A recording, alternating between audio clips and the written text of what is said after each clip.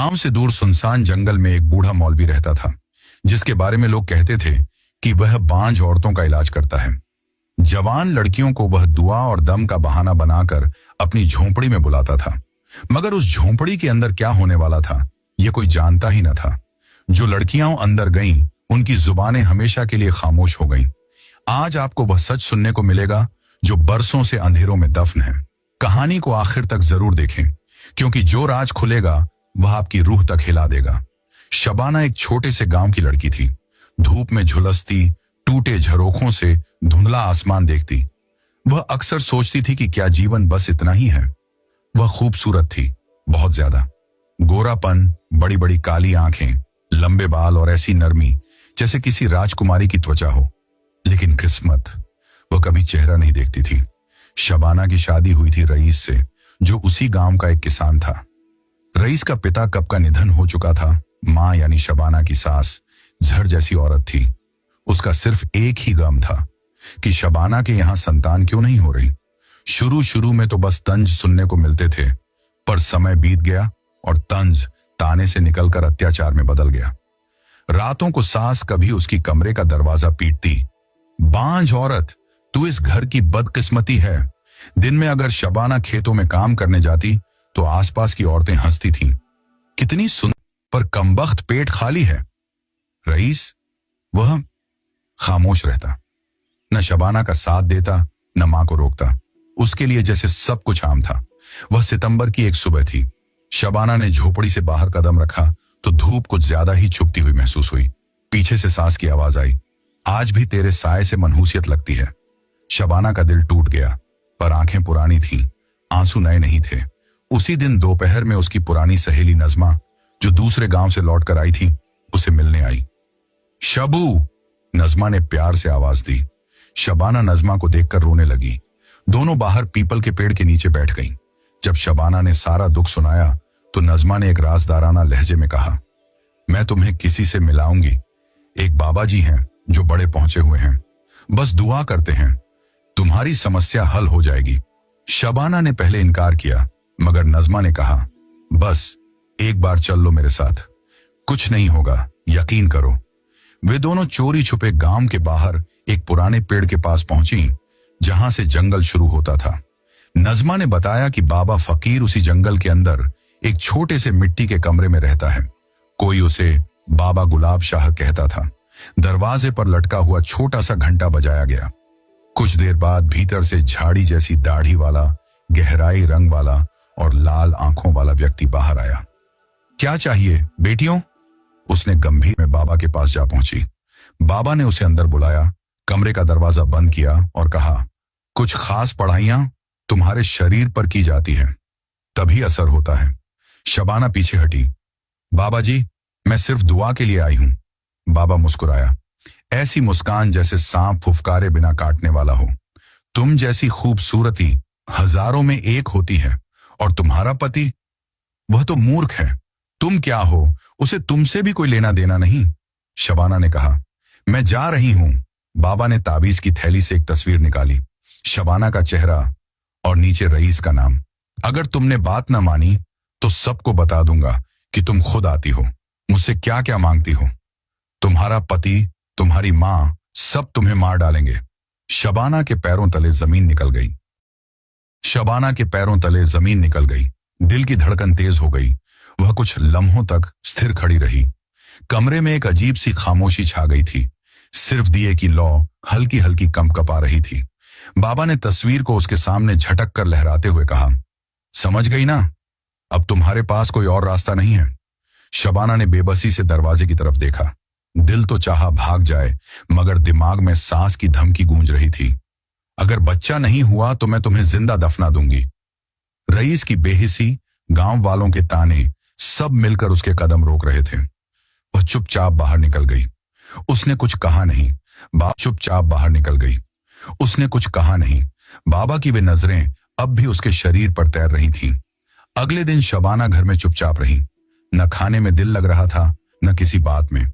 सास फिर तंज करने लगी, अब क्या हुआ? ताबीज भी कोई काम का नहीं, या तुम्हें अपनी ही चालाकियों से फुर्सत नहीं? रईस खेतों में था। शबाना छत पर बैठ गई। वह सोच रही थी कि उसने किस गलत उम्मीद में वहां जाना स्वीकार किया, किस उम्मीद पर नज़मा के साथ चली गई। उसने किसी को कुछ न बताया, मगर दिल के अंदर एक भारी बोझ बन चुका था। उस रात वह सो न सकी। 2 दिन बाद नज़मा फिर आ गई, चेहरे पर वही मुस्कान, जैसे कुछ हुआ ही ना हो। शबाना ने उसे सर्द नजरों से देखा, जैसे आंखों ही आंखों में सवाल कर रही हो। तुम मुझे कहां ले गई थी? नज़मा ने आहिस्ता से कहा। बाबा ने बुलाया है, कह रहे थे कि अगर अब वक़्फ हुआ तो प्रभाव खत्म हो जाएगा। शबाना ने कहा। नज़मा, तुम जानती हो ना कि उसने मेरे साथ क्या किया था? नज़मा ने नजरें झुका ली, जैसे वह सब जानती हो, मगर जुबान बंद हो। फिर धीरे से बोली, शबू, मैं मजबूर हूं, मेरे भी कुछ मसले थे, मैं खुद भी वहां गई थी। एक बार गलती हो गई, फिर बाबा ने मुझे भी बांध लिया। शबाना हैरान हो गई, जैसे उसके शरीर में खून जम गया हो। यानी तुमने मुझे जानबूझकर वहां ले जाकर धोखा दिया? नज़मा की आंखें भीग गईं। मैं बहुत शर्मिंदा हूं, मगर अब निकलने का कोई रास्ता नहीं। बाबा सब पर भारी है, जिसको चाहे बर्बाद कर दे, जिसको चाहे जिंदा दफना कर दे। शबाना को लगा जैसे उसकी दुनिया लूट चुकी है। वह सिर्फ हसीन ही नहीं, अब मजबूर भी थी, ब्लैकमेल भी की जा रही थी, और सबसे बढ़कर अकेली थी। इस बार वह खुद बाबा के पास गई, मगर उसके अंदर एक तूफान चल रहा था। वह बाबा के सामने खामोशी से बैठी रही। बाबा ने उसे गौर से देखा। अच्छा किया जो आ गई, वरना तुम्हारी वह तस्वीर रईस के हाथ में होती। फिर वह उठा, एक ताबीज दिया और शबाना के पास आ गया। शबाना ने कांपते हुए हाथ में ताबीज लिया। बाबा की सांसों की बदबू उसके चेहरे से टकरा रही थी। उसने धीरे से कहा, क्या तुम्हारा दिल नहीं कांपता? तुम खुदा के नाम पर यह सब करते हो? बाबा हंसा। ये दुनिया सच से नहीं, खौफ से चलती है, और तुम जैसे लोग सिर्फ डर से काबू में आते हैं। अगले कुछ दिनों शबाना जैसे जिंदा लाश बन गई थी। वह बाबा के पास जा रही थी, दम भी ले रही थी, मगर साथ साथ वह कुछ अंदर से बदलने लगी थी। हर बार जाने से पहले वह दुआ करती, या अल्लाह, कोई रास्ता निकाल, कोई निशान, कोई इंसान, कोई दरवाजा। इसी दौरान गांव में एक नया मौलवी साहब आए। मस्जिद में सुधार की बातें होने लगी। महिलाओं को तालीम और हौसले की दावत दी जाने लगी। एक दिन शबाना उनकी बीवी से मिली, जो बड़ी नरम मिजाज औरत थी। शबाना ने धीरे धीरे अपने दिल की बात कहना शुरू की। पहले इशारों में, फिर धीरे धीरे वह पूरा वाकया उसके सामने रख दिया। मौलवी साहब की बीवी ने शबाना का हाथ पकड़ा।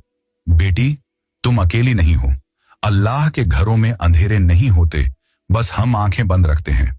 जो शख्स तुम्हें ब्लैकमेल कर रहा है, वह बाबा नहीं, एक भेड़िया है। हमें उसे बेनकाब करना होगा।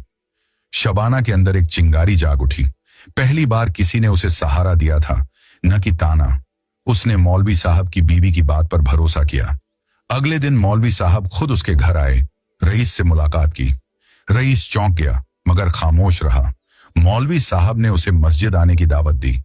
3 दिन बाद शबाना ने हिम्मत करके मौलवी साहब को सब कुछ बता दिया। उन्होंने योजना बनाई, शबाना को अगली बार भेजने को कहा, मगर इस बार वह अकेली ना होगी। सब कुछ रिकॉर्ड किया जाएगा। अब शबाना अंदर से कांप रही थी, मगर उसके दिल में एक नई ताकत भी आ गई थी। वह जानती थी कि अगर अब खामोश रही तो हमेशा के लिए कैद हो जाएगी। उसने वही किया जो मौलवी साहब ने कहा था। बाबा फकीर बेखबर था कि इस बार जो लड़की आ रही है वह पहले वाली शबाना नहीं रही। रात का वक्त था, आसमान पर बादल थे और कभी कभी बिजली चमकती तो लगता जैसे कोई राज खुलने वाला हो।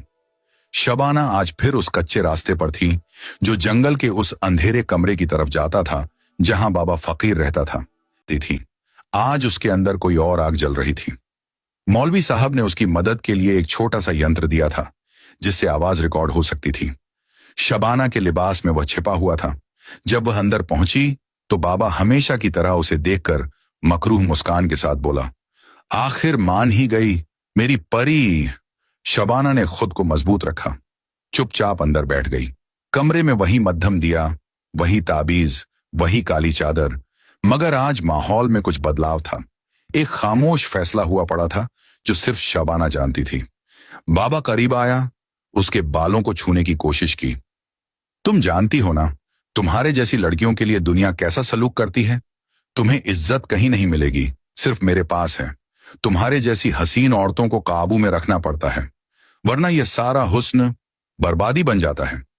शबाना का दिल कांप रहा था, मगर वह बोली, बाबा जी, जो आपने मेरे साथ किया, क्या वह सब जायज था? बाबा हंसा। जायज? दुनिया में सब कुछ ताकत से जायज होता है। जिसके पास इख्तियार है वही यहां खुदा है। मैं तुम्हें इज्जत दे रहा हूं, तहफ्फुज दे रहा हूं, वरना तुम तो खुद आई थी ना मेरे पास। शबाना की आंखों में आंसू आ गए, मगर इस बार वे कमजोरी के नहीं थे। वह बोली, मैं आई थी दुआ के लिए, न कि अपनी इज्जत लुटवाने के लिए, और अब मैं तुम्हें बेनकाब करने आई हूं। बाबा के चेहरे का रंग बदल गया। क्या कहा तुमने? बेनकाब? उसने गुस्से में आकर शबाना का बाजू पकड़ लिया। तो बाजू पकड़ लिया। तुम्हें अंदाजा नहीं है कि मैं कौन हूं। कितने लोगों को मैंने कब्र में उतार दिया और किसी को खबर तक न हुई। शबाना ने कहा, बस बहुत हो चुका। आज तुम्हारी आवाज कैद हो चुकी है। तुम्हारी जुबान, तुम्हारे अल्फाज सब महफूज हो चुके हैं। बाबा ने पीछे हटकर दरवाजे की तरफ देखा। उसे कुछ अंदाजा हो चुका था कि बात कहां तक जा पहुंची है। वह भागने की कोशिश करने लगा, मगर बाहर पहले ही कुछ लोग खड़े थे। मौलवी साहब, कुछ देहाती मर्द और नजमा भी, जो आखिरकार हिम्मत करके सामने आ गई थी। शबाना ने दरवाजा खोला और बुलंद आवाज में कहा, यही है वह मरदूद जो औरतों की मजबूरी से फायदा उठाता रहा, जो बुजुर्ग नहीं, दरिंदा है। बाबा के चेहरे से नकाब उतर चुका था। लोगों ने उसकी बातें सुन ली थीं, रिकॉर्ड सुन लिया गया। गांव में शोर मच गया। औरतें जो बरसों से खामोश थीं, वे सब बोल पड़ी। एक के बाद एक चेहरा सामने आता गया। वह अकेली नहीं थी। नजमा भी रोती हुई सब कुछ बता चुकी थी कि कैसे वह भी उसी जुल्म का शिकार बनी थी और फिर डर के मारे दूसरों को भी धकेलती रही। बाबा को गांव के बड़ों के सामने पेश किया गया। मौलवी साहब ने कहा, यह अल्लाह के नाम पर शैतानियत करता रहा और हम सब खामोश तमाशाई बने रहे। अब वक्त है कि हम अपनी बेटियों की हिफाजत करें, न कि उन्हें अकेला छोड़ें। गांव वालों ने बाबा फकीर को पुलिस के हवाले किया। मुकदमा चला और सब औरतों की गवाही के बाद वह जेल चला